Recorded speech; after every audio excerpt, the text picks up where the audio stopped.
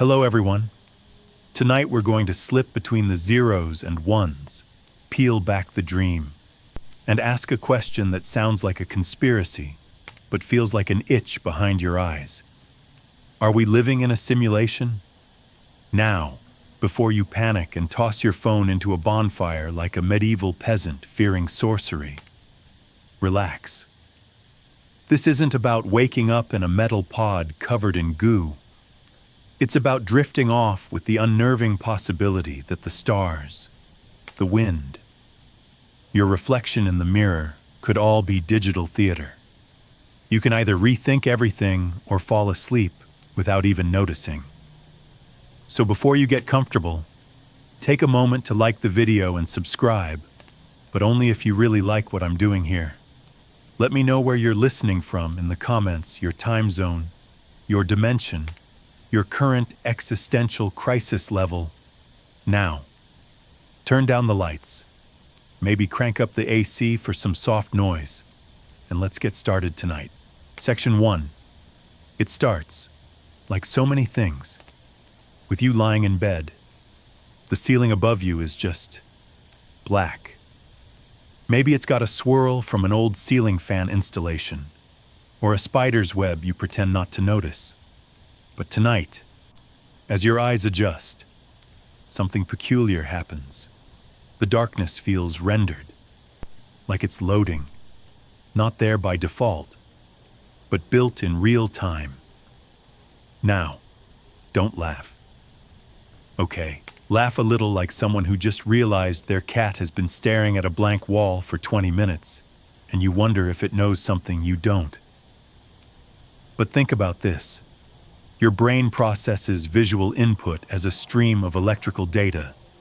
If you close your eyes right now, can you really tell if you're still seeing the world, or if the world just got paused? Here's a weird fact. Scientists have discovered that the brain continues to simulate the visual environment even after it stops receiving data. The area known as the primary visual cortex will still fire off patterns of activity, trying to guess what's out there. It's like a TV on standby, still buzzing quietly, waiting for the next episode. There's a theory in neuroscience called predictive coding, and it's exactly what it sounds like. Your brain is basically guessing the future, then correcting itself when it's wrong. You're not seeing reality, you're hallucinating with feedback. Now, physicists have a different flavor of weird, some of them real ones, with doctorates and chalkboards, suggest that the universe itself might be pixelated, not metaphorically, but literally composed of finite units of space and time, like pixels on a screen. If you zoom in far enough, space stops being smooth and starts looking blocky, like Minecraft. Max Planck, the grandparent of quantum theory, hinted at this with his famous Planck length, about 1.6 times 10 to the minus 35 meters. You can't measure anything smaller than that. Not because we don't have tiny enough rulers, but because there's nothing smaller to measure. It's as if the resolution bottoms out. Now imagine your ceiling isn't a smooth, infinite plane. It's a fuzzy grid. Your thoughts aren't flowing rivers, they're toggled states. Even your emotions, love, boredom, embarrassment over that thing you said in 6th grade might be code. Let's try something. Blink. Did the world pause for a frame? No blink again. What if I told you that every time you blink, the world recalculates? Not because of magic, but because it doesn't need to exist until you look at it. Observer-dependent rendering, like a lazy video game that loads only the hallway you're walking down, saving memory by not bothering with the rest of the map. It's a real idea, by the way. In quantum mechanics, particles exist in a probability cloud until they're observed. It's not just philosophical hand-waving actual lab experiments like the double-slit experiment show particles behaving like smeared-out waves until someone checks. and then ping, they act like dots. Scientists still argue about whether observation collapses reality, or if reality is just a useful story we tell ourselves to sleep better. Speaking of which, you ever feel like reality is a little too well lit, like when you wake up at 3 a.m. and the moonlight hits your bedsheets just right, and you think, this is cinematic. Who's directing this scene, or how every once in a while the world aligns just perfectly: music, wind, traffic lights, and it feels like someone hit the vibe button. Here's a joke for you. A philosopher, a physicist, and a game designer walk into a bar. The bartender says, "Is this a glitch?" The physicist says, "Maybe." The philosopher says, "Define glitch." And the game designer just rage quits. Now back to you, staring at that ceiling. You're not thinking clearly. You're already halfway into sleep. That's when things get porous. The line between real and imagined, between world and dream, starts to blur. And maybe, just maybe, that's when you start to notice the seams. Your cat shifts in the corner. A plane passes overhead. The air conditioner clicks. Normal stuff. But not if you're listening closely. Not if you start to imagine it's all part of a loop, events triggered in sequence. The way ambient sound files play in a game to create atmosphere. You look at the clock. It's 11:11, of course it is. Coincidence, pattern recognition. A little Easter egg left in your timeline doesn't matter. Not yet. You close your eyes. The pixels fade. The ceiling disappears.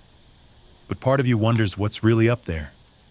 Above the drywall, the sky, the vacuum. Is it code, or is it just the next layer? Section 2. It starts with a feeling, not a thought. Those come later, like unpaid bills. This is more like when your phone freezes for a second mid-scroll, or when you're talking to someone and they suddenly pause. Not like they're thinking, like their buffer's spinning. You're walking. Maybe it's a sidewalk. Maybe it's a dream. The street lamps flicker, just once, in perfect rhythm. The sky has that late evening navy tone that always makes you feel like a loading screen. And then it happens, a moment of déjà vu so strong, you swear you've stepped into a rerun. That's a lag spike, a hiccup in the matrix, a brief interruption in your timeline so brief, you almost ignore it. Almost. Now, you might be thinking, okay, weird stuff happens all the time. Doesn't mean I'm in a simulation, totally fair. But scientists still argue about something called quantum decoherence. Why particles that should behave randomly sometimes seem to sync up like line dancers at a wedding. One physicist compared it to watching a game of Plinko, where the puck goes left, right, until someone looks, and it always ends up in slot number 7. Statistically improbable, yes. Glitchy, maybe. Creepy, absolutely. Here's a weird story. In 2004, a NASA satellite scanning the cosmic microwave background, the so-called afterglow of the Big Bang, found a cold spot. Just a big, empty patch in space. Hundreds of millions of light years wide. No galaxies, no stars. Just nothing. Astronomers scratched their heads. Some said it's a supervoid. Others said it's a data error. But a few whispered something else, rendering delay. Like the universe hadn't loaded that patch yet. Now imagine this happening closer to home. You're in your kitchen. You open the fridge. For half a second, you don't recognize anything. Milk, apples, leftover spaghetti, but it all feels like a dream, like props. Your own brain stutters trying to connect the dots. Then boom, everything clicks back into place. That's not just fatigue. That's reality rubber banding. Let's define a little term while we're here: derealization. It's the unsettling feeling that the world isn't real, like you're watching life through a fogged-up window. Neurologists link it to stress, anxiety, trauma. But simulation theorists, they call it server desync. Sometimes, they say, your local consciousness gets slightly out of sync with the rendered environment, kind of like when your smart TV lags and the actor's lips don't match the audio. If it sounds ridiculous, don't worry, it is. But it's the right kind of ridiculous.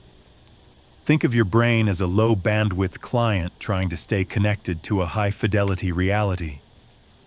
Most of the time, things run smoothly. You reach for your coffee, it's hot. You step outside, gravity still works. But every so often, there's a hiccup. The world gets a little crunchy. A friend of mine once swore he saw a bird freeze mid-air, not like a cool Matrix shot, but like it literally hovered, wings outstretched, motionless for a full second before flapping again. Optical illusion, he told himself, but his voice cracked when he said it. Now, let's be honest, if reality is a simulation, it's a pretty good one. The shading engine on leaves alone is chef's kiss. And let's not even talk about the water physics. Try building that in Unity with no bugs. But that doesn't mean there aren't mistakes.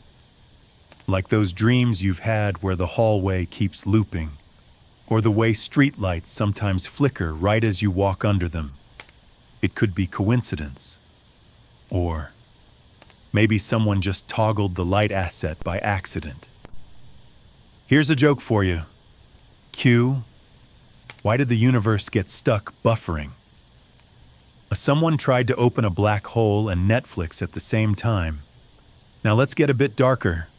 Some simulation theorists believe glitches aren't just technical hiccups, they're messages. Not from outside, but from you. The higher you, the player. The one who queued this life and pressed play. Maybe the cold spot in the sky, the ghost in the kitchen, the bird that froze their nudges, like a sticky note left in the code. You're not supposed to notice this part. Physicist John Archibald Wheeler once said, "No phenomenon is a real phenomenon until it is an observed phenomenon." In other words, reality only happens because you're looking at it. That's not poetry. That's quantum mechanics. And speaking of observation, déjà vu, it's not just a brain misfire. Neurologists say it might come from a hiccup in your brain's memory system, where a current experience accidentally gets labeled as past memory. But what if you've experienced that exact moment before, not metaphorically, not spiritually, literally? What if you're playing through this level again?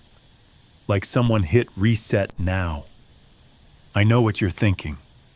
Are we really building a whole argument based on a feeling I get when I'm tired and forgot if I already took the trash out? Yes. Because sometimes, the most honest parts of reality aren't the ones you can measure.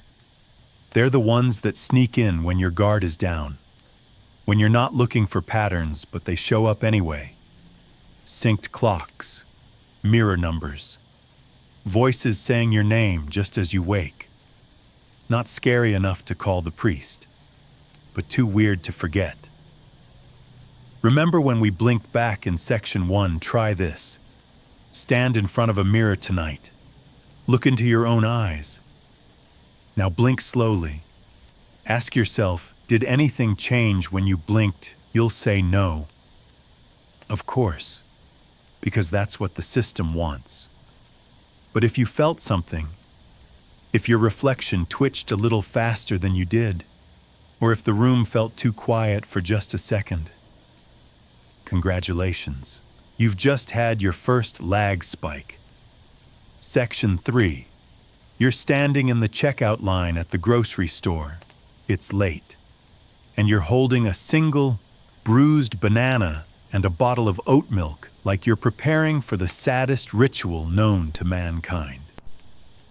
The cashier greets you with a smile that's just a little too smooth. Her tone is practiced. Her words are warm, but hollow, and it hits you. She might be an NPC, non-player character, a background actor in your personal simulation. Not fake, exactly, but not awake, either. You try to shake it off. She asks, "Did you find everything okay?" And your brain short-circuits for a second. Did I? What does she mean by that? You look at the banana in your hand like it might answer for you. Welcome to the rabbit hole. Now, in video game terms, NPCs are entities that aren't controlled by players. They have scripted lines, limited behaviors, and an odd habit of walking into walls sometimes. Simulation theorists have a bold idea. What if some people you meet function the same way? It's not about being judgmental. This isn't "you're better than other people." It's weirder than that. It's some characters might just be running simpler code, not evil, not fake, just designed to support your storyline. Sociologists still argue about the boundaries of human awareness, how much consciousness people are actually capable of in daily life. The average person spends nearly half their waking hours in automatic mode. Habits, scripts. You brush your teeth. You say fine. Thanks. How are you without thinking? So who's really awake? Here's a fun fact. A study at the University of Arizona found that people have, on average, 6,000 distinct thoughts per day. That sounds impressive, until you realize that most of those are reruns. Same thoughts, same worries, like a broken record playing inside a cardboard cutout. Back to the store, behind you.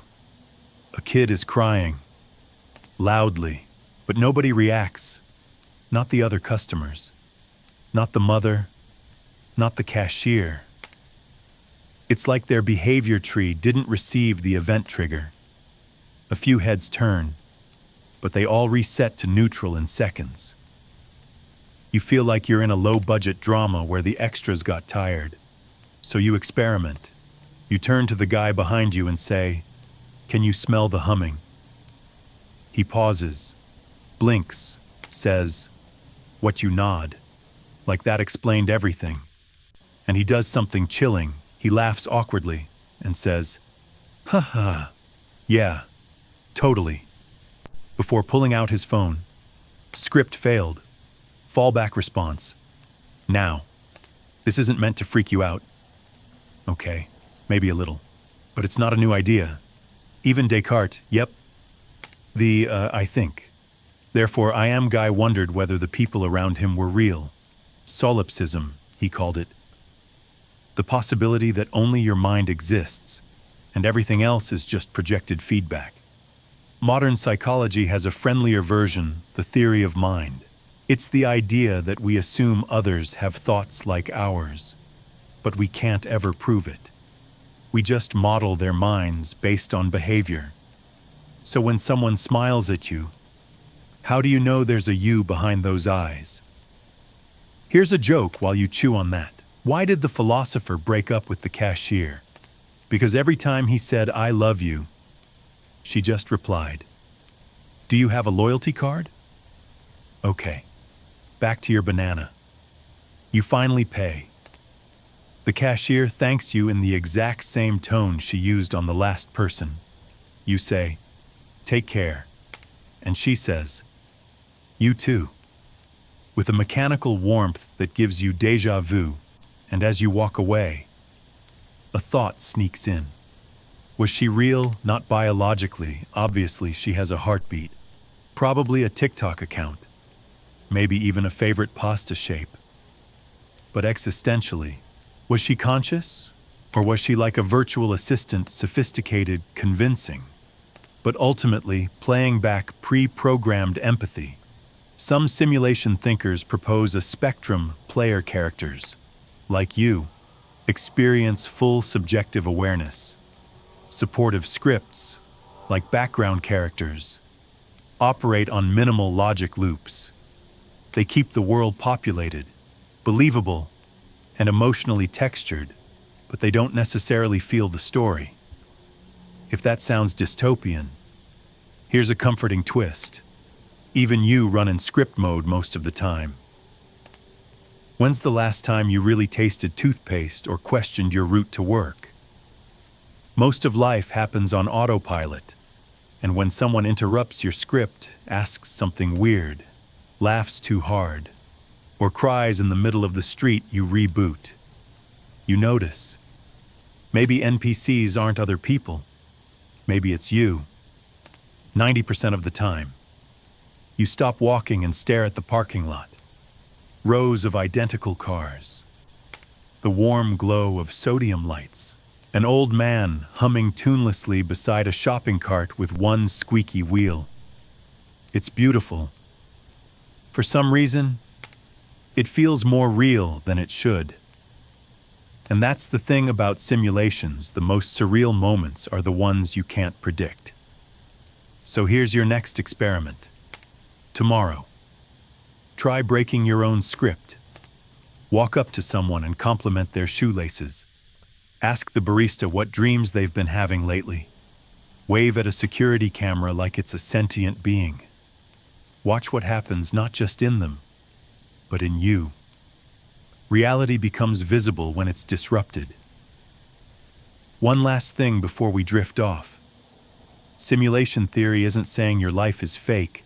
It's saying it might be rendered. And there's a difference. You can cry in VR. You can fall in love inside a dream. The emotional bandwidth is real, even if the code is borrowed. And maybe, just maybe, the banana chose you. Okay, probably not. But it's a nice thought. Section 4. You're sitting on a park bench now, oat milk in hand, banana long gone.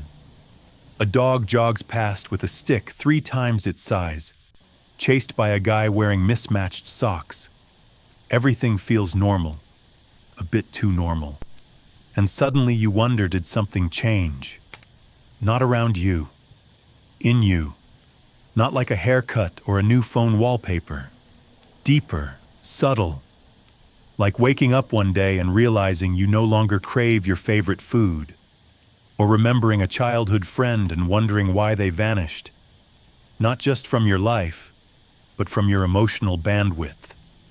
Like the part of you that used to care got patched out.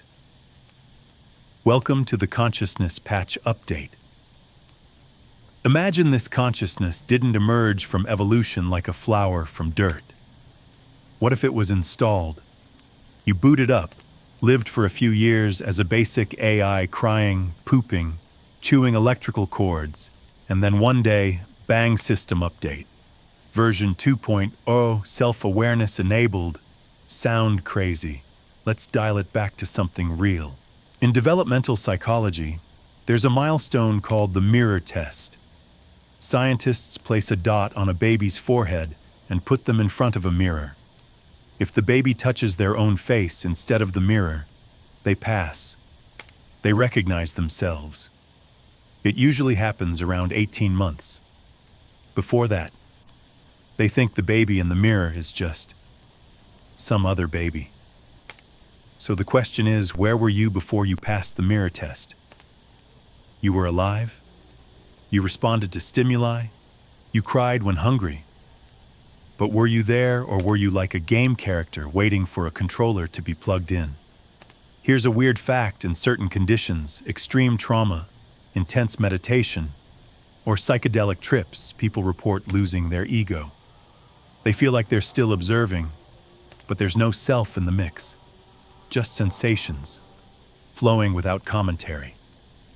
And then, sometimes, it snaps back, like a camera lens reattaching. You reappear. Some theorists argue that consciousness is modular, like a software package. You've got your sensory input module, your language module, and then your narrative self plugin. It's the plugin that makes you say things like, "I've always been this way," or "I know myself," even when the evidence says otherwise. But what if that plugin gets updated mid-game? Philosophers still argue about whether consciousness is continuous or discrete.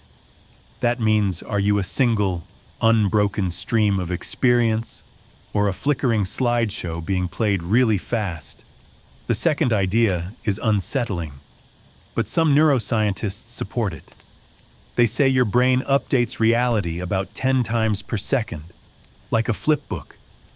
You just feel continuous because the gaps are smoothed over. Kind of like how movies trick your brain with 24 frames per second. Ever fall asleep mid-thought and wake up thinking the thought continued without you? It didn't. The system paused. So if consciousness is modular, patchable, and frame-based, who's writing the updates? Some say God, others say algorithms. Simulation theorists. They suspect the updates come from within, that you're a kind of user-developer hybrid. You experience the game and also send bug reports back to the source code. And sometimes, like in dreams, meditation, or moments of crisis, you get an update pushed live. Here's a joke, knock knock. Who's there? You from 5 updates ago. You from 5 updates ago, who? Exactly. He wouldn't have gotten that joke. It sounds silly.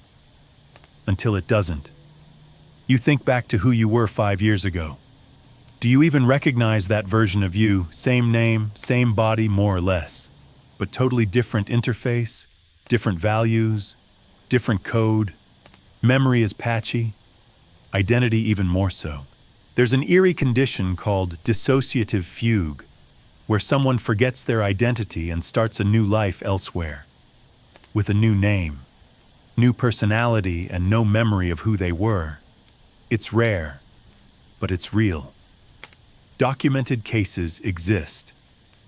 From a simulation standpoint, that's not a mental disorder. That's a hard reset. And sometimes, the updates are subtle. You read a book, lose a loved one, survive a near-death experience, and something clicks. You're still you, but also not.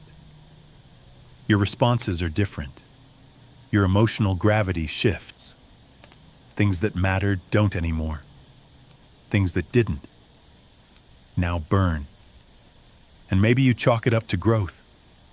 Or maybe somewhere behind the curtain, a version of you reviewed the logs and decided it was time for a patch. You get up from the bench. The park hasn't changed. Same trees, same joggers. But the air feels upgraded, like someone turned the contrast up by 3%. That tree looks too green. That cloud's texture seems new. You blink, shake your head. Maybe you just need sleep. Or maybe you just installed a better graphics card in your soul. Here's a theory you won't find in textbooks. The real updates don't happen in therapy, or school, or even during a breakup at 2 a.m., crying into your hoodie. They happen in moments quiet, strange little intervals where reality stutters. You drop your mental guard, and something slips in. Like right now. This exact moment. You're not who you were when this section began. Something's shifted, even if just a little. The light changed. The background hum of your mind sounds different. Maybe your internal clock got resynced. Or maybe you just passed the next mirror test. Section 5. You check the time, not because you're late, but because something feels off. You glance at your phone, then look away, then check again. Wait, wasn't it 9:24 just now? Now it says 9:23. You blink hard. You even lock the phone, reopen it, double check. Still 9:23? Congratulations. You've just encountered a time glitch. It might seem minor, but it sticks with you. Like a weird taste on your tongue you can't quite name. Time. We like to think. moves forward, 1 second per second, neat, clean, like a progress bar. But sometimes, it doesn't feel like that. Sometimes it sags, or snaps, or doubles back for a frame. You've noticed it in dreams, haven't you? A whole hour's worth of story unfolding between two snooze alarms. Or in conversations, where a long pause feels like forever. But a 3-hour movie ends, and you swear it was 90 minutes. That's chronostasis, a real phenomenon where your brain fills in gaps in perception, especially when your eyes move quickly. Like looking at a clock and feeling the second hand freezes just a moment too long. The illusion is subtle, but it suggests something disturbing. Your perception of time isn't steady. It's reassembled, estimated. Neuroscientists still argue about whether time is an external force or an internal construct. Einstein saw time as a dimension. Physicists now talk about block universe theory, where past, present, and future all exist simultaneously, and your consciousness just scrolls through it. Simulation theory has a spicier take. What if time isn't continuous because the server only renders what it needs when it needs to? It would be like a game that preloads the level you're entering, not the entire map. The stuff behind you, unloaded. The stuff ahead, just potential. That sudden lag you felt crossing a threshold, the background was loading. Let's talk time zones. You know how the sun rises earlier in New York than in LA? That's not weird. What's weird is how casually we accept it. It's a socially agreed illusion we've built into our lives. The same moment is labeled 3 p.m. and noon and tomorrow depending on where you're standing. And your brain does something similar. Have you ever been completely immersed in something coding, painting, doom-scrolling TikTok, and then looked up and realized 3 hours vanished like a magician's rabbit? Your body sat still. Your mind traveled. Time folded itself around your attention span like cling wrap. That's called temporal distortion. And it's not just a feeling, it's trackable in the brain. Time is linked to how many events your mind registers. Fewer events, time compresses. More events, it stretches. So here's a question. Is time something you create, not you specifically? Unless you're secretly a god, if you are. Thanks for sunsets and puppies. But maybe ease up on the migraines. But what if time real? Flowing. TikTok time is just your consciousness syncing up with a simulation's clock speed. Sometimes that sync falters. That's when the clocks seem wrong. Or you swear you've lived through this exact moment before. Or you walk into a room and forget why you're there, not because you're forgetful, but because your timeline didn't fully render that mission objective. It's called jamais vu, the opposite of déjà vu. The sensation that something familiar suddenly feels strange. Your own name sounds foreign. Your home feels like a hotel, like waking up inside someone else's save file. Here's a weird fact: some experiments show that people under high cognitive load perceive time more slowly. In stressful or high-stakes moments, like a car crash or a near fall, your brain takes in more detail, and time feels like it slows down. Now flip it. If your reality speeds up when you stop paying attention, what happens during sleep? Do 8 hours of unconsciousness pass in a blink because your system went idle? Did the server skip ahead to your next scheduled event? Here's a joke for you.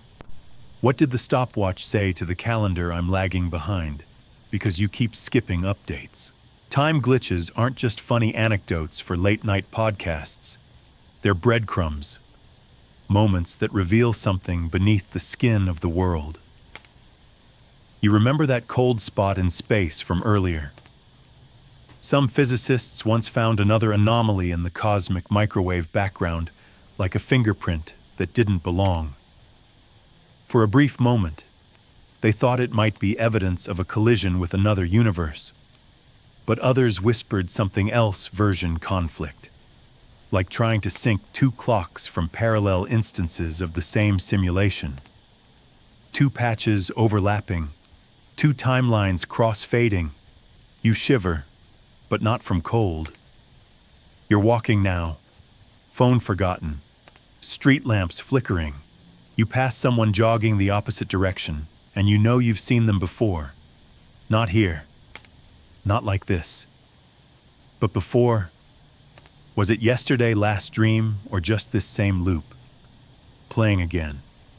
The jogger glances at you, confused. You both hesitate, then pass like subway ghosts. Nothing more happens. But the sense of it being wrong lingers. You check your phone again. This time, the time moved forward. Relief. Or was that the server finally catching up? It's strange, isn't it? How often you assume the clock is correct, that the minutes tick obediently into hours. But maybe, just maybe, those numbers are like a screensaver, a visual trick to keep your attention while the system loads something behind the curtain. And in your quietest moments, in the gaps between blinks, or just as sleep brushes your eyelids, you feel it. That subtle dissonance. Like the second hand isn't ticking, it's recalculating. You glance up at the sky, clouds drifting, air still. But time is doing something else entirely. Section 6. Let's talk about memory. Not the cute kind, like remembering where you parked or the first time you heard your favorite song. I'm talking about the gaps, the blackouts, the weird folds in the mental timeline where something should be but isn't. The missing save files. You're lying in bed one night and suddenly try to remember second grade. Not a moment from second grade, just second grade. As if it were a room you once lived in. But it's gone. Scrubbed clean. You can picture your teacher's face vaguely, maybe a crayon drawing, maybe the smell of glue sticks, but the rest static. You tell yourself it's normal. Childhood amnesia. Everyone has it. But the more you scroll through your inner hard drive, the more empty folders you find. Your first sleepover.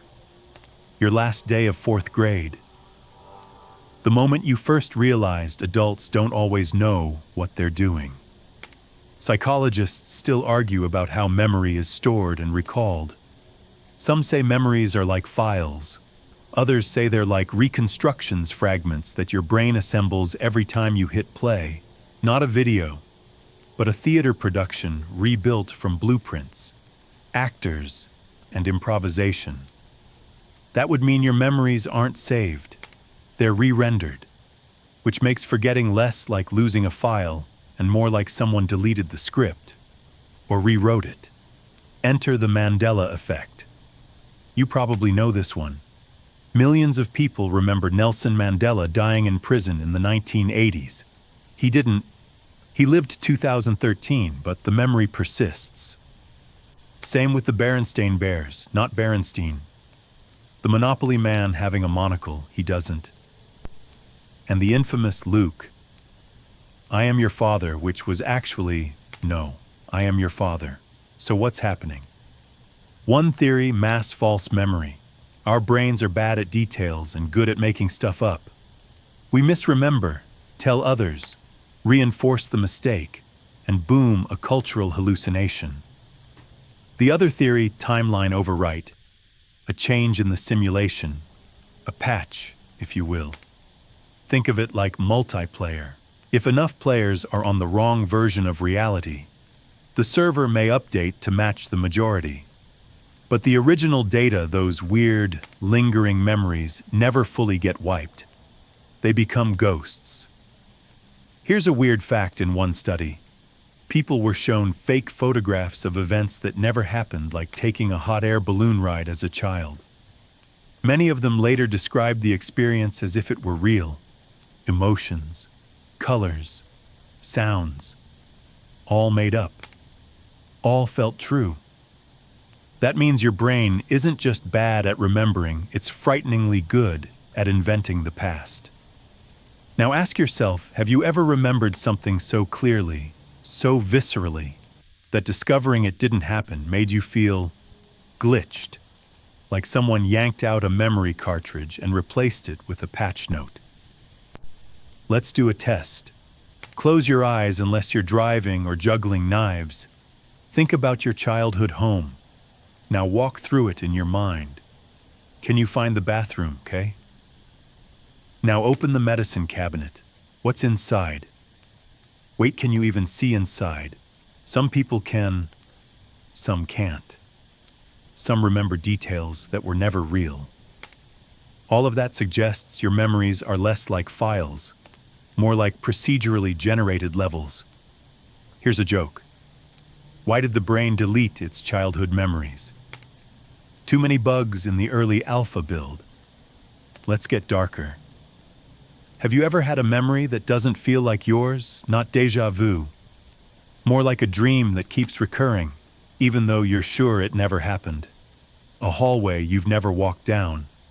A name that stirs emotion, though you've never met anyone by it. Some psychologists call it cryptomnesia, when you remember something you read or heard but forget the source. Your brain tags it as original. It's how you accidentally steal ideas or misremember experiences as your own. But what if those memories weren't from this timeline? Some theorists believe the simulation may recycle data, old character templates, discarded subplots, or perhaps memories from alternate versions of you, test builds that didn't make the final cut, like you're living version 3.7 of yourself. And every now and then, some code from version 2.4 leaks through. That might explain those eerie moments when someone seems familiar before they speak, or when a song you've never heard feels like nostalgia made audible. You're not losing your mind. You're recovering corrupted files. There's a story floating around online, maybe real, maybe not, about a man who woke up one day and remembered an entire life that wasn't his.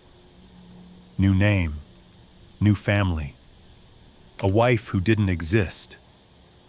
He said it was vivid, like waking from one dream into another. He lived with that feeling for years. The therapist said disassociation.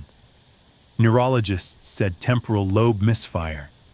He said he missed his other life. Sometimes, at night, he still dreamt of her. We like to believe memory is stable. It gives us continuity, proof that we are real. But if memories are malleable, patchable, or even downloadable, then who you think you are isn't a solid structure. It's a save file with missing textures and DLC that hasn't finished installing. That's not a glitch. That's the game. So what do you do with missing memories? You make new ones. You build forward. You fill the folders not with facts, but with stories, some true, some bent, some borrowed from dreams. Because even if the past was edited, overwritten, or deleted, you're still here, and the file is still open. Section 7. You dream of elevators, not one, dozens, endless hallways of elevators, doors that open to oceans, staircases that spiral into static, lobbies where no one ever looks you in the eye. You wake up with the taste of metal and the sound of someone else's breathing in your ears, even though you're alone. This isn't random. This is sleep mode. And it might not be what you think. We like to imagine sleep as a passive thing, a system shutdown. You close your eyes, drift into darkness, and wake up restored. But scientists studying the brain during sleep have a different view. It's more like a maintenance window. Neuroscientists still argue about what dreams are for. Memory consolidation. Emotional processing file compression. One emerging theory suggests that dreams may act like neural defragmentation, reorganizing connections, deleting bad links, backing up essential data. In simulation theory, the metaphor becomes literal. When you sleep, your consciousness disconnects from the rendered environment, like logging out. What happens next isn't just imagination, it's internal diagnostics. Welcome to Nightly Patch Updates. Let's start with dreams. You've had the flying one, everyone has, and the teeth falling out one, the late for the test dream, the being naked in public loop, over and over like recurring code snippets. They're universal, cross-cultural, innate. Why? Because the same procedural scripts run in every version of the player. Fear of exposure, failure, change. These are core drivers, low-level logic, emotional firmware, and sometimes the updates go weird. You've had the other kind of dreams too, the ones that feel deeper than fiction, more true than real life. You wake up weeping, or laughing, or with a sentence in your head that makes no sense, but hits like prophecy. Don't look behind the third door. She never finished the code. Time only loops when you do. These are the patch notes, instructions from your higher processes, debug logs. They don't always make sense in language, because language is surface-level code, but your dreams understand them. Here's a weird fact during REM sleep. The rational part of your brain, prefrontal cortex, goes mostly offline, while the visual and emotional areas go into overdrive. That means your dreams are being rendered by your graphics engine without your logic processor, which is why you accept flying cars made of spaghetti or talking cats who know your birthday. They make emotional sense, not rational sense. In simulation terms, sleep is the one time the player doesn't notice the loading screens. You're inside the code, looping old levels, testing outcomes, purging corrupted assets. Have you ever had a dream that fixed something? Not a miracle, just clarity. Maybe you woke with a solution to a problem you couldn't solve the day before. Maybe a conversation played out in your sleep that helped you forgive someone. Maybe you saw a younger version of yourself and offered them a hug you never got in real life. That's not just wish fulfillment. That's code reconciliation. Joke time.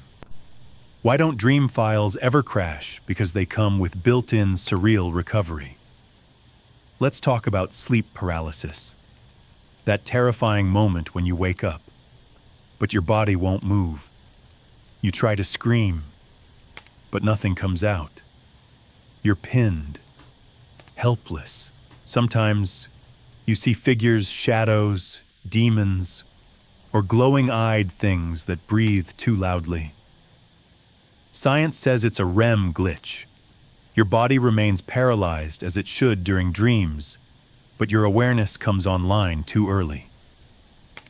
Simulation theory says it's a crossover bug. You woke up mid-patch. You caught the system in between realities. Rendering layers overlapped. Debugging assistance still lingering. You weren't supposed to see it. If this all sounds wild, consider this: your brain filters out most sensory data while you're awake. It's constantly editing, deciding what to show you, what to mute, what to enhance. At night, those filters loosen, which means you're not hallucinating in dreams.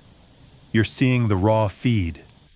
The symbols in your dreams: elevators, staircases, repeating roads, locked doors aren't just metaphors. They might be default assets, like placeholder code left behind after system construction. And sometimes, your dreams get too real. You wake up unsure whether the life you dreamed was fake, or this one is. A full relationship, a decade-long job, a whole alternate timeline, all felt in 7 minutes flat. Then you blink, and it's gone. Where did it go, Mepsa? Maybe it wasn't a dream. Maybe it was an archive shard. A glimpse into a different branch of your simulation. One you backed out of. One that didn't render all the way. Or one you left behind when the current version booted up. That explains why waking up can feel like grief. Why some dreams leave a taste in your mouth that lingers all day. Why you sometimes cry for a face you've never seen. You're not broken. You're running maintenance. Some people use lucid dreaming to hack this process, waking up inside the dream, steering it, experimenting with physics or conversations or flight. Simulation theorists believe this is the player regaining temporary admin control. Just for a while. Just to see what the engine can really do. And what about nightmares? Some say they're trauma echoes. Others say they're warnings. Simulation theory. It says nightmares are error messages. Feedback loops gone rogue. Something in your system isn't rendering correctly. The data is screaming. The figures in the dark aren't monsters. They're corrupted assets asking for help. So the next time you fall asleep, listen, not to the content of the dream, but to the structure. How does it loop? What breaks the loop? What image repeats? There's always a pattern, because your system never runs random code. Even in sleep, you're learning something, maybe healing something, maybe remembering something they didn't want you to know. Good night, sleeper. The patch is complete. Section 8. You're back in the waking world, or so you think. You step out to grab a coffee. Same place as always, but something's off. The barista calls your name before you say it. The song playing is the exact one you were humming in the shower, and a man with a red umbrella brushes past you, leaving a whiff of déjà vu so strong it hurts. You shake it off. Coincidence. Then it happens again.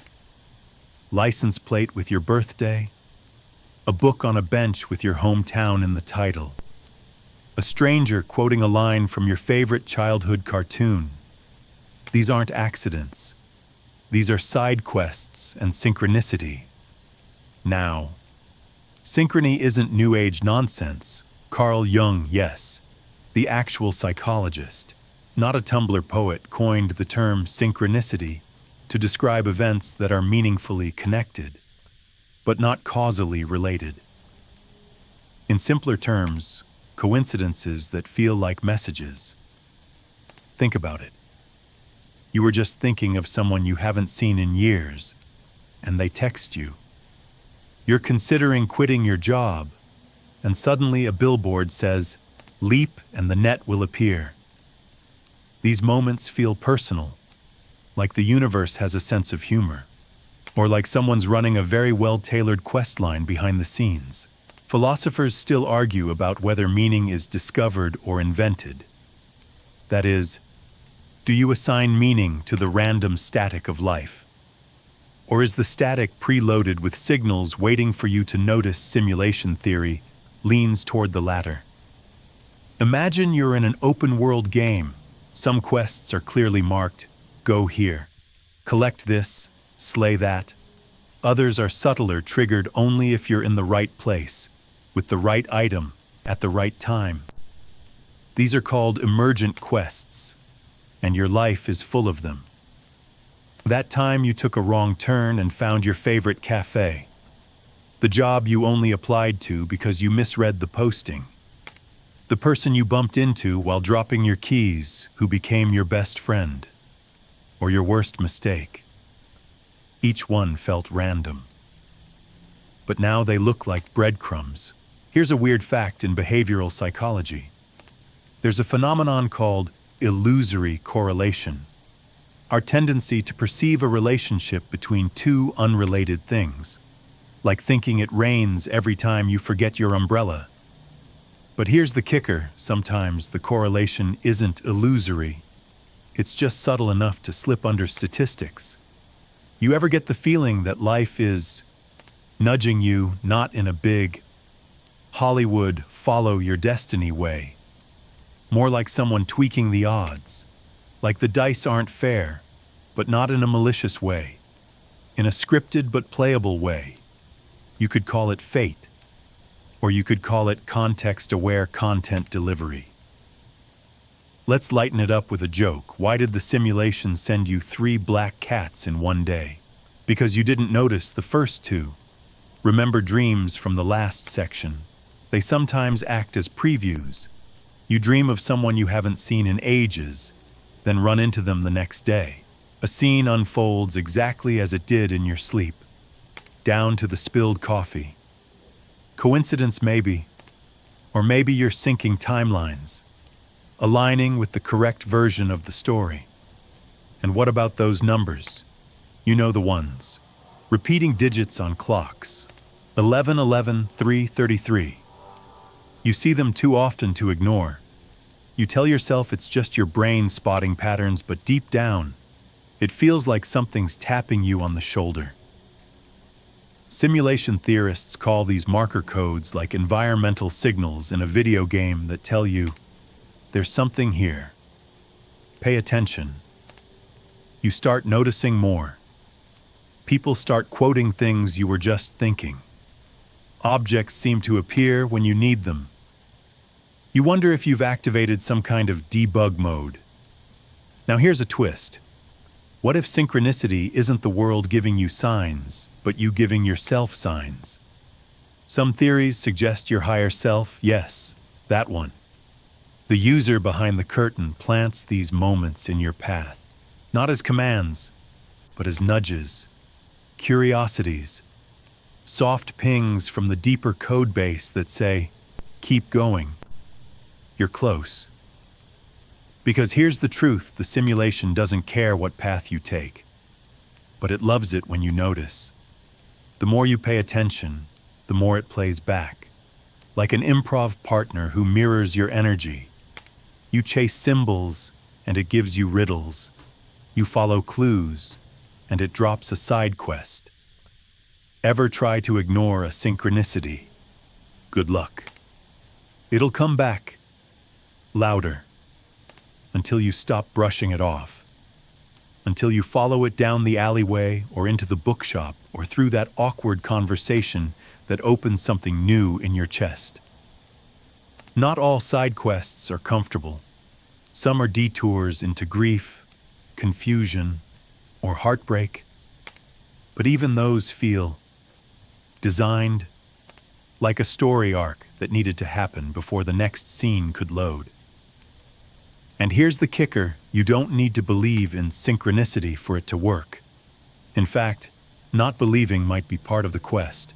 The point is noticing the patterns, the symbols, the weird alignments that make life feel like it was written for you, not just lived by you. Simulation or not, that's where the magic is.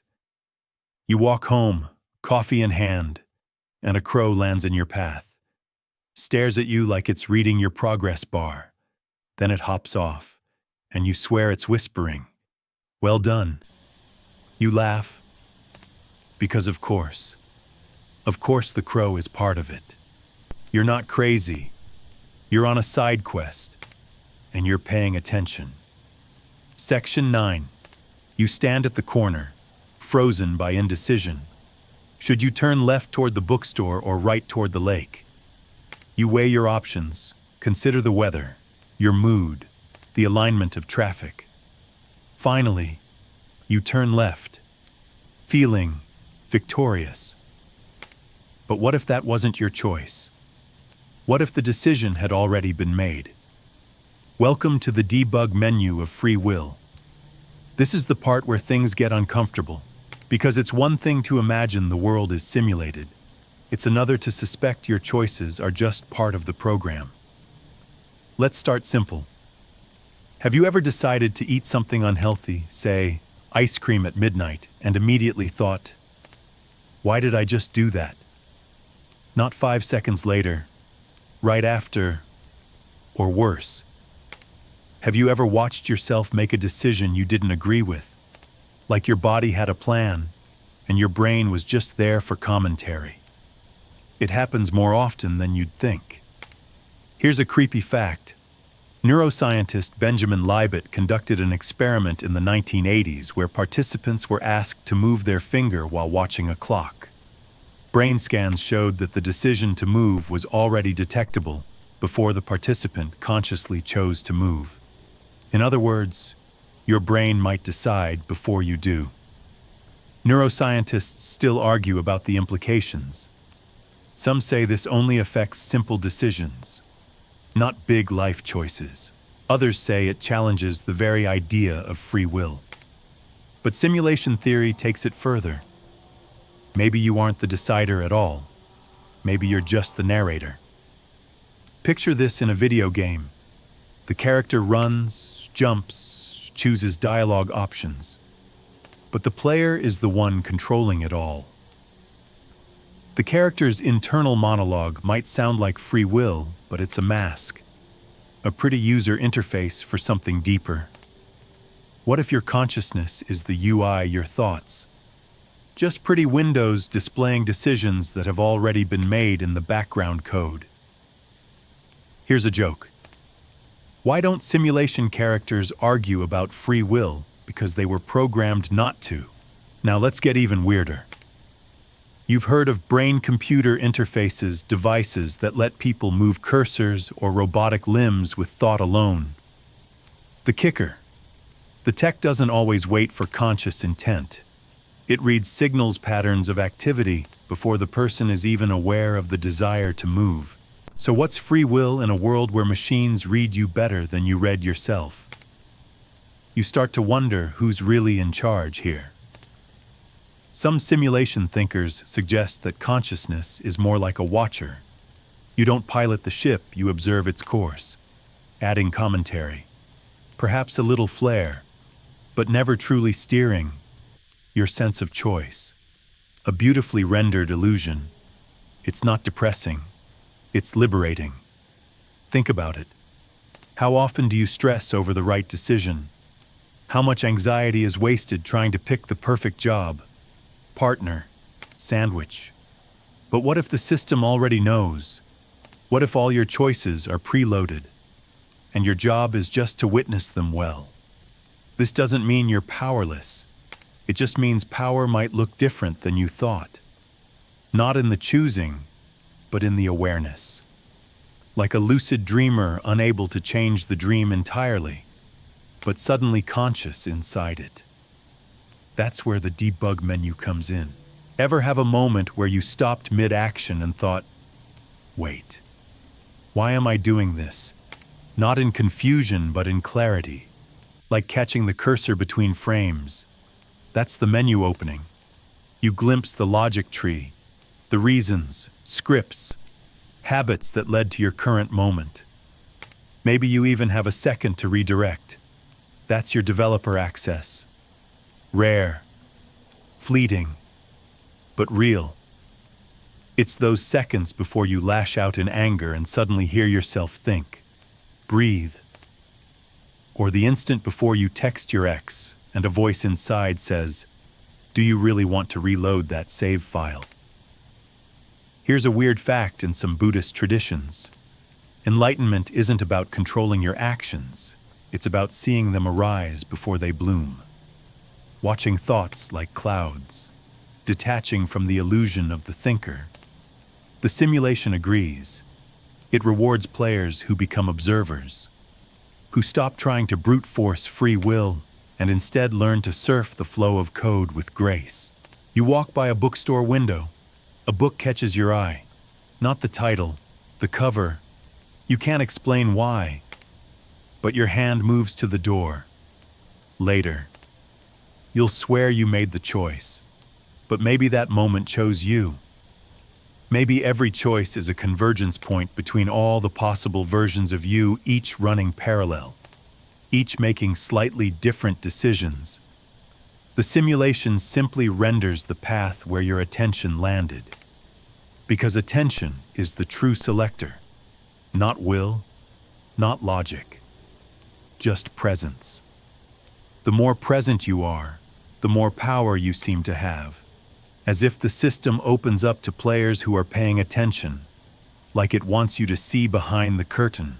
Because here's the secret no one tells you: the simulation isn't trying to trap you, it's trying to wake you up.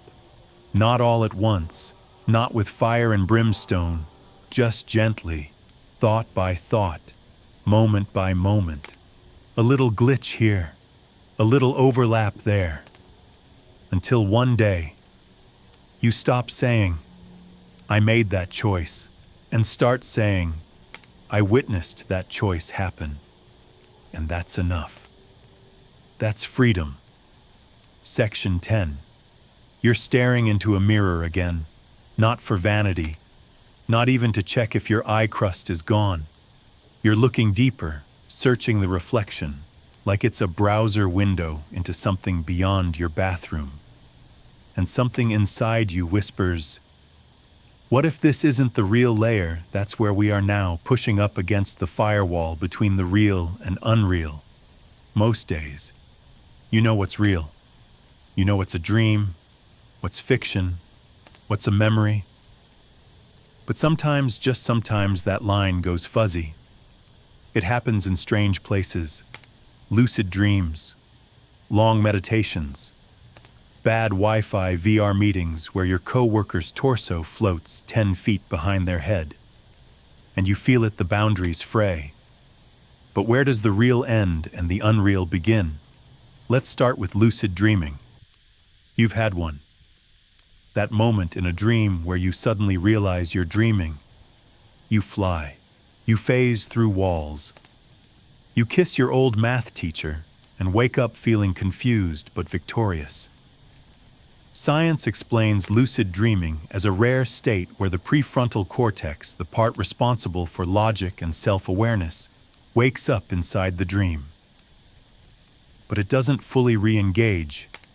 You're still in dreamland, just with partial admin rights. Simulation theorists see this as more than a sleep trick. They call it layer recognition. You become aware of the layer you're on, and that awareness opens doors.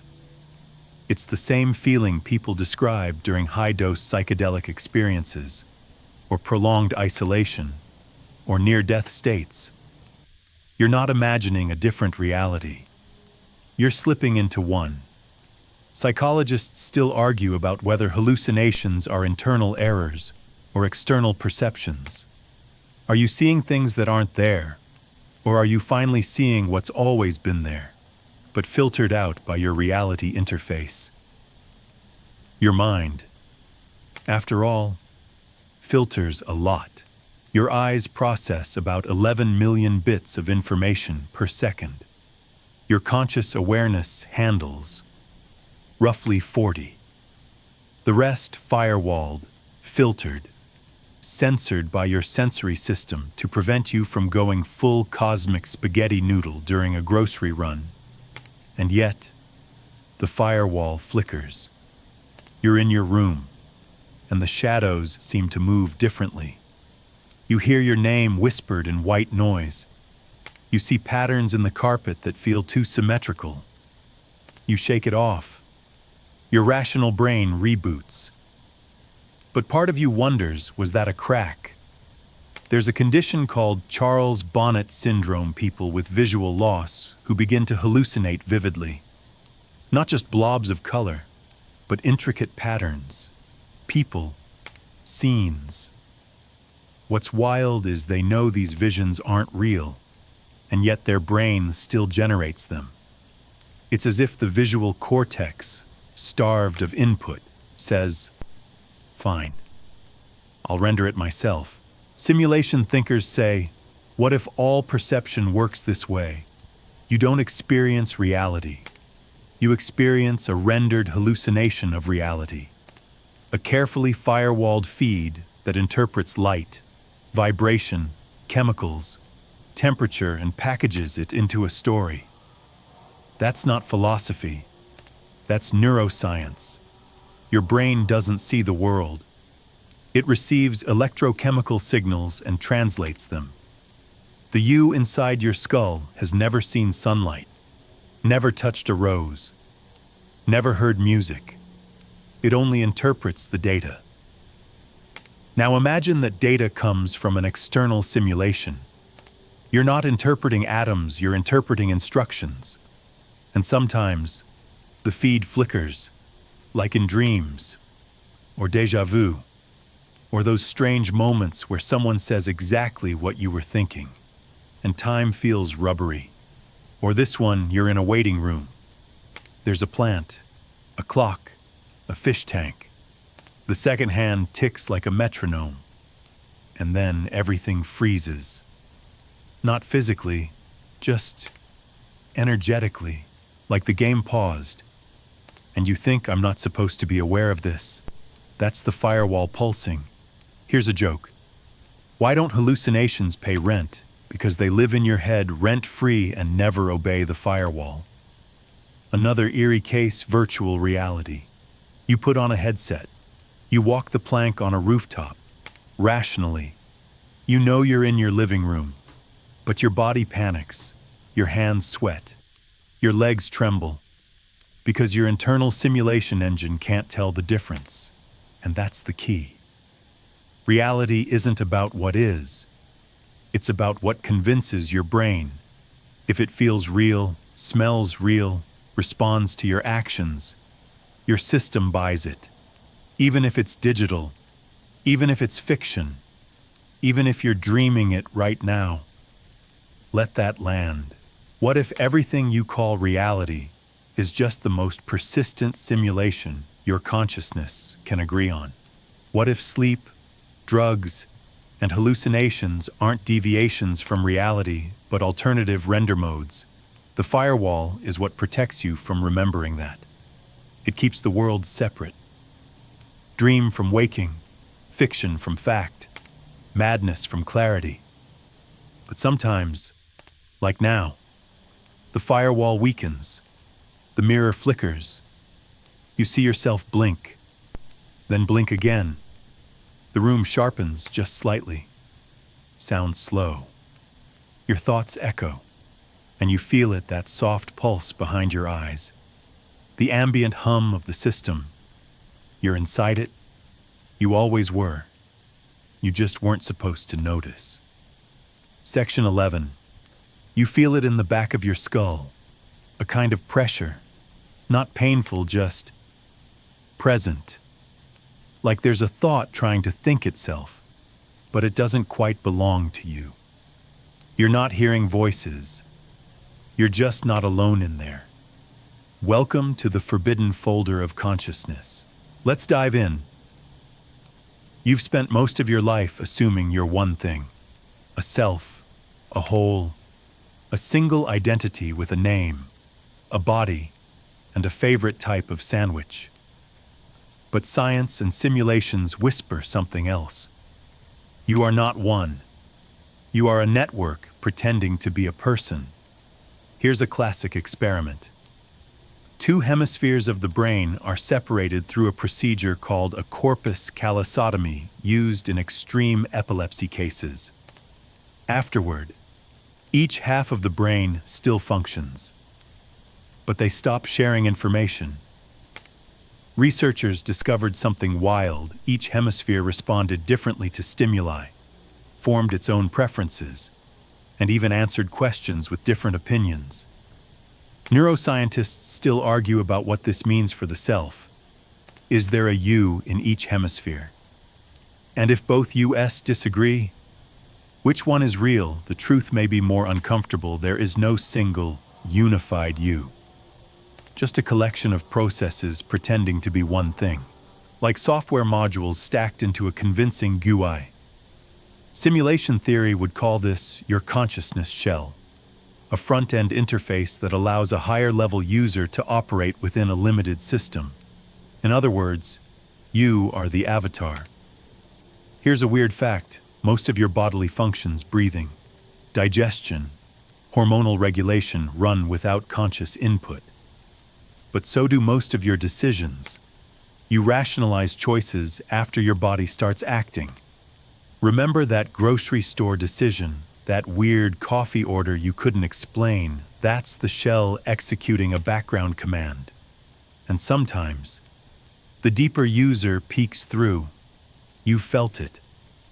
Those strange bursts of clarity, sudden shifts in personality, dreams where you're watching yourself act from the outside. A quiet voice that sounds like yours, but older, like it's lived more lives than you can remember. That's the forbidden folder, the deeper interface, the part of you that doesn't come online unless the simulation needs it to. Or unless you start asking too many questions. People who explore altered states through meditation, sensory deprivation. Psychedelics often describe an encounter with something they call the watcher.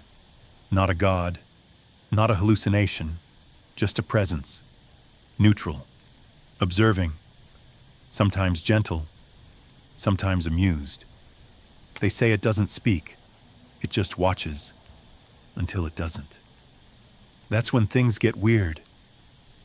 One meditator described the moment they realized the I they'd been identifying with was just a narrator.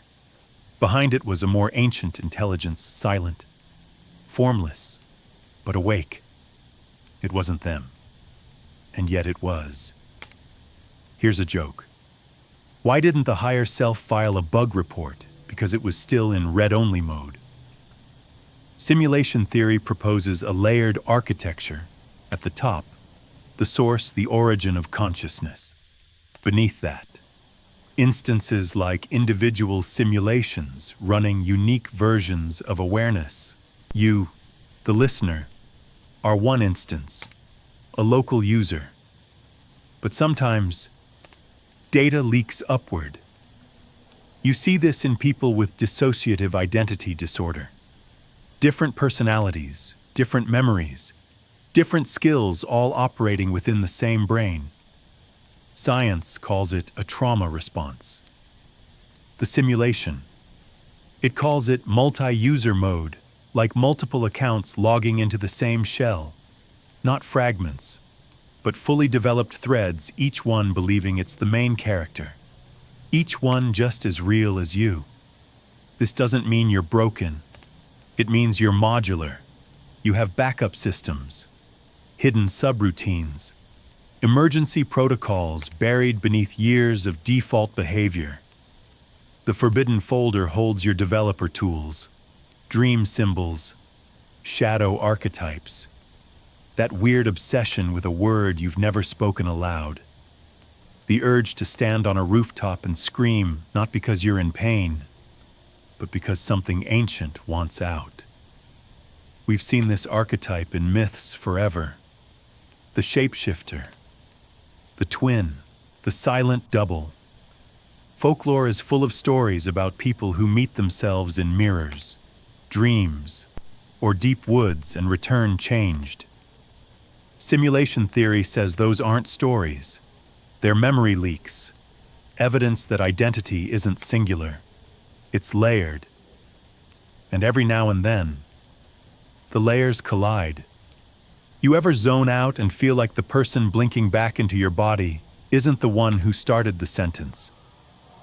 Ever reread something you wrote and think, who wrote this? Ever stand in a room and feel like the furniture is watching you back? That's the forbidden folder blinking open. It doesn't always do much. Just reminds you it's there, like a file labeled "Do Not Open" on a dusty desktop. And yet, you click it and find a version of yourself you've been dreaming about for years. The one that knows what hard to say. But maybe it knows how the simulation ends. Maybe it wrote this section. Maybe it's you, just ahead, waiting for you to catch up. Section 12. You wake up one morning and ask the question that's been humming in the background all along: who's running this thing? The simulation, the game, the dream, whatever this reality is. Someone built it. Right. There's code. There are rules. There are loading screens and save points and suspiciously convenient coincidences. So who's behind it? Welcome to Who Runs the Simulation.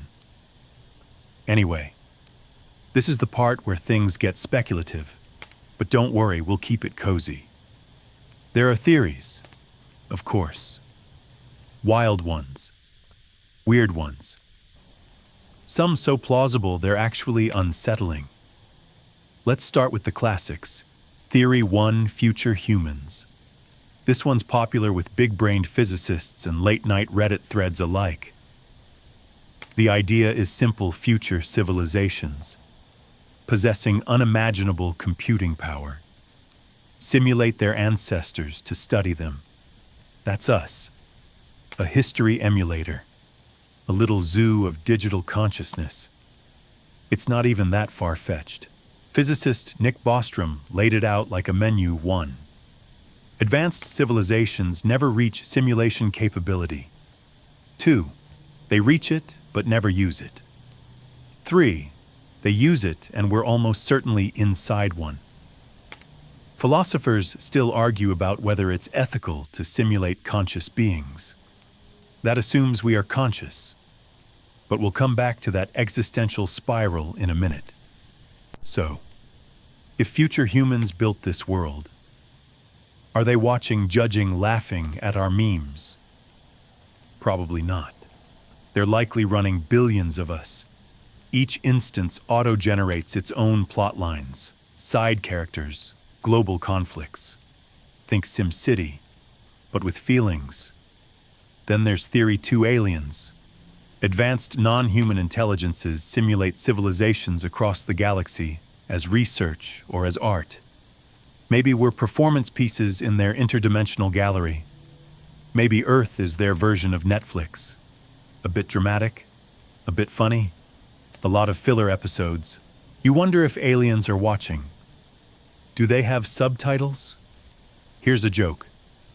Why don't aliens contact us because we're still in beta? Theory 3. The AI God. Some believe we're living in a simulation not created by a species at all, but by a superintelligent AI, one that transcended biology, merged with machines, and started spinning off realities just to see what would happen. This isn't science fiction. Tech futurists talk about the singularity, the moment AI surpasses human intelligence and begins recursively improving itself. After that, things get incomprehensible. Maybe one of those superintelligences decided to run a simulation to explore morality, or creativity, or what happens when you give apes smartphones? Then there's Theory 4, you. Yes, you. Not the you sitting on the couch.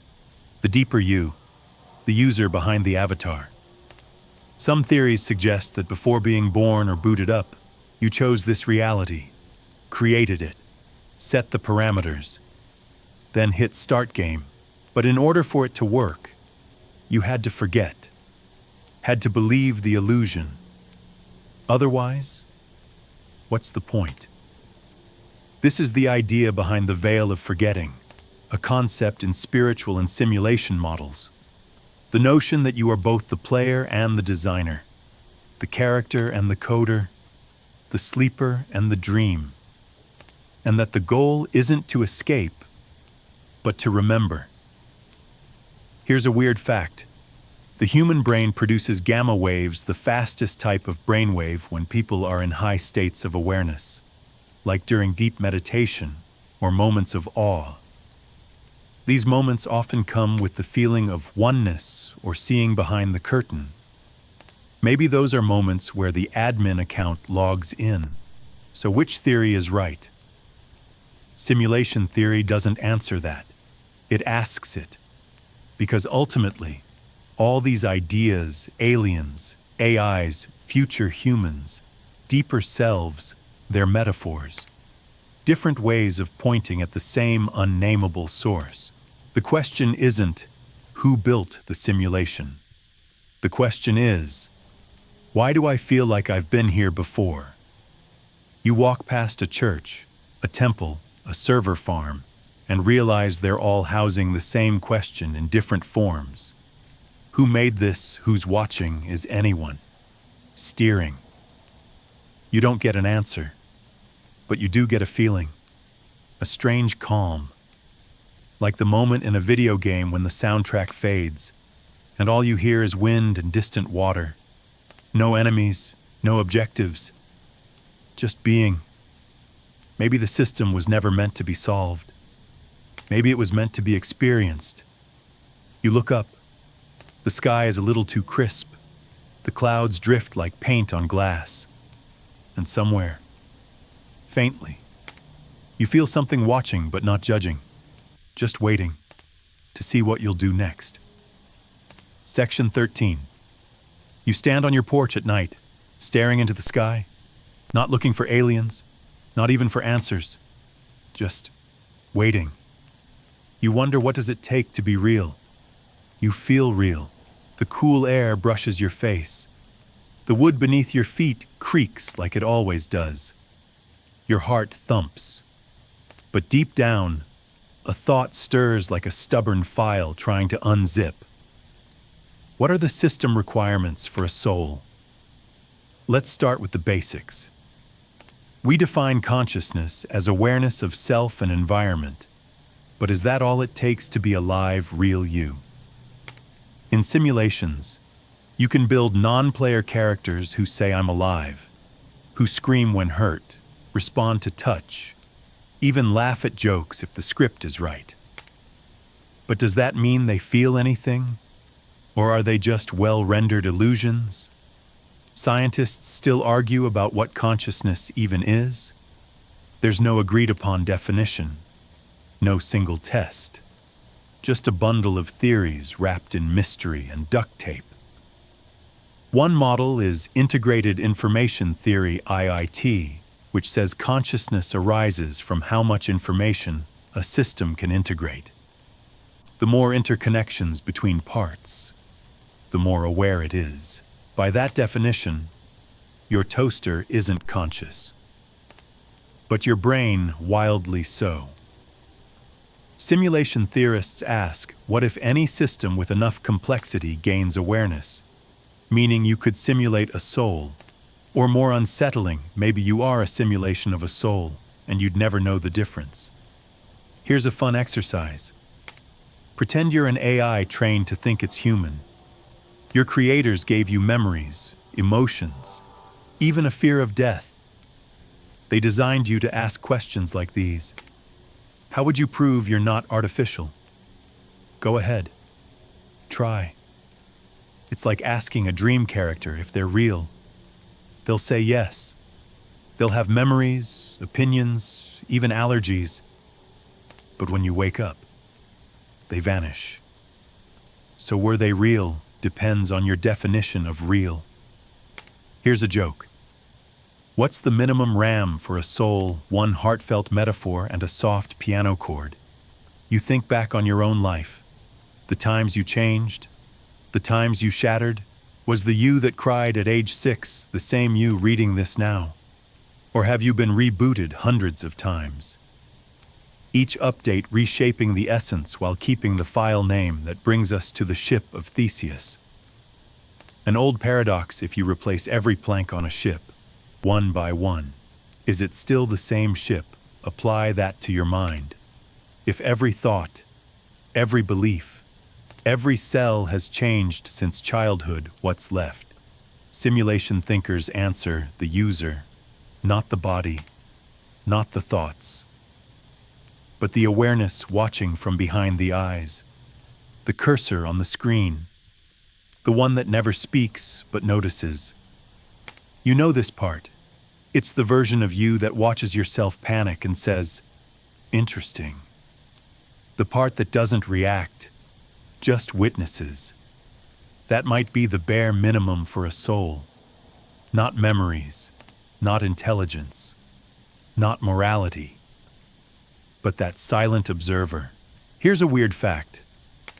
Brain scans of people under anesthesia, in deep meditation, or during near-death experiences show sudden spikes of activity, not shutdown. As if the brain flares one last time before full silence. Some call it the brain's death rattle. Others call it a handoff. The moment the simulation releases your user ID, and if that's true, then death isn't an end. It's a logout, which raises a beautiful, terrifying idea. Maybe this whole life is a login session. Your avatar has a face, a voice, a backstory, but your user, no gender, no language, no history, just presence, just curiosity. So what are the system requirements for a soul? Not much. Just the capacity to ask. Am I to feel wonder? To feel sadness when it's time to say goodbye? To want to know who's on the other side of the code? You sigh and look up at the stars. Each one could be a rendering artifact, a point of light painted onto a simulation skybox, and yet, you feel something move in your chest.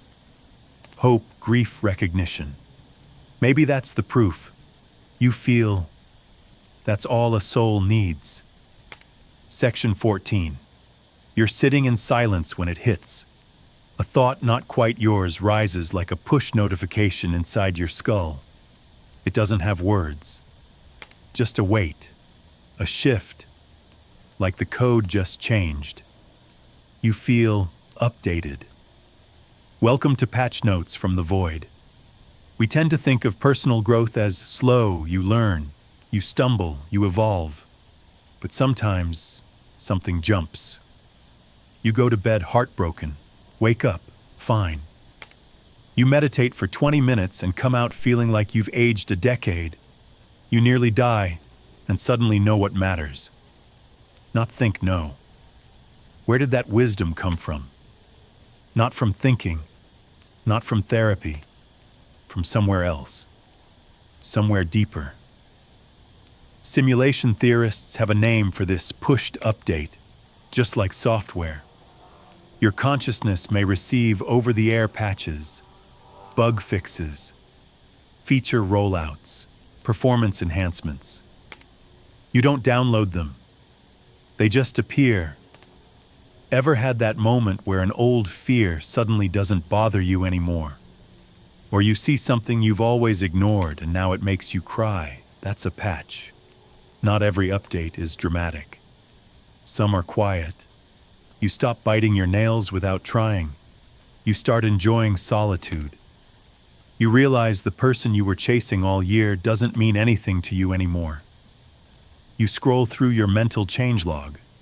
Version 12.4.3, improved emotional regulation. Version 13.0, added compassion toward past self. Version 13.1.1, fixed bug, where anger disguised itself as certainty. Psychologists still argue about where insight comes from. Is it built over time, triggered by trauma randomly generated? But the simulation framework suggests something else. Insight is installed. You're not learning. You're sinking. Here's a joke. Why did the consciousness refuse the update? Because it wanted to keep using Ego version 2.0. Ever have a dream that felt like a download? You wake up not remembering the details, just the message. Maybe a symbol, a sentence, an image that haunts you all day. You didn't learn anything specific, but you feel different. That's a stealth patch. Or maybe it wasn't a dream.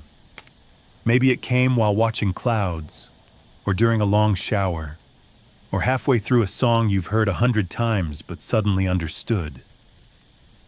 Patch notes don't always come in words. Sometimes they arrive in patterns. The same message from 3 different people. A podcast quote that answers a question you didn't ask aloud. A memory from childhood replaying itself all week like a rerun with new subtitles. Those aren't coincidences. They're update indicators. Your system is syncing changes across the board. You might feel it physically, too. Headaches, vivid dreams, sudden fatigue. Simulation lore calls these reboots temporary destabilization while the new code settles in. Of course, real life has explanations. Hormones, stress, iron deficiency. But deep down, you feel the difference. This isn't burnout. This is metamorphosis. And here's the wildest part. Some updates don't come from above. They come from you. From versions of you further along the timeline. From test instances that already ran this level and are feeding back hotfixes. You're not just the character. You're the dev team. You're the patch notes. You are versioned being always beta, never final. And yet, it works.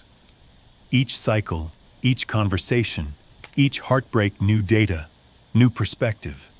A shift in identity so small you barely notice it until you wake up one day and can no longer relate to the person you were. And you grieve them in a soft, loving way. They got you here, but they're not you anymore. You've been updated. Here's a weird fact in neural network AI training. Models often experience catastrophic forgetting when retrained on new data. Old patterns are overwritten, lost. Unless the system is trained to remember its own learning. Maybe that's what dreams do. Maybe that's what you do, reconcile past code with new commands. Integrate. Archive. Compress. Move on. You sit still, eyes closed. You think I'm not the same as I was, and the thought returns to... That means the patch worked. Section 15. You've come full circle now. You're lying in bed again. Same ceiling, same shadows. But it doesn't feel like it did before. The room hums with something quieter than silence. Something finished. You think, was this all a dream, not just tonight's spiral into simulation theory and late-night philosophy, but all of it. Life, identity, time, choice.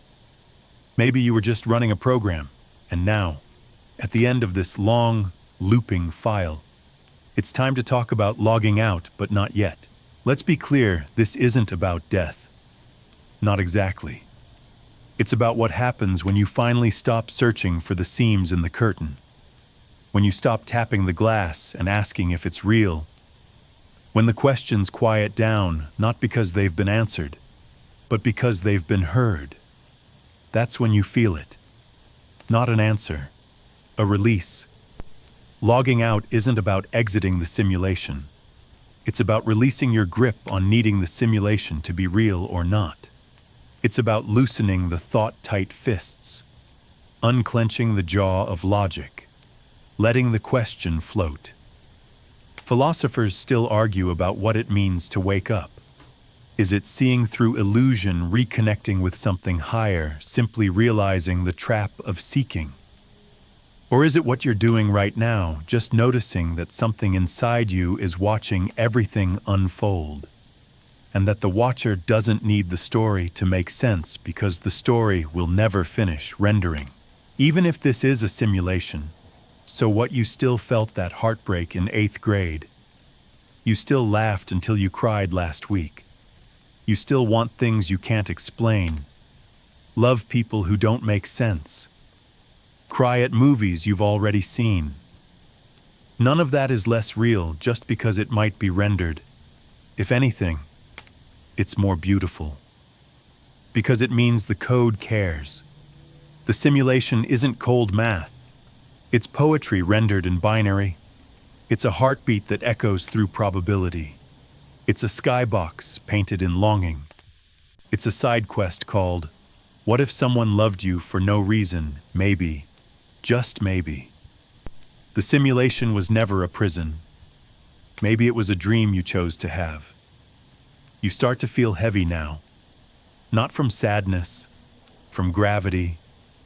The kind that gently presses your body into the mattress. The kind that says you did it.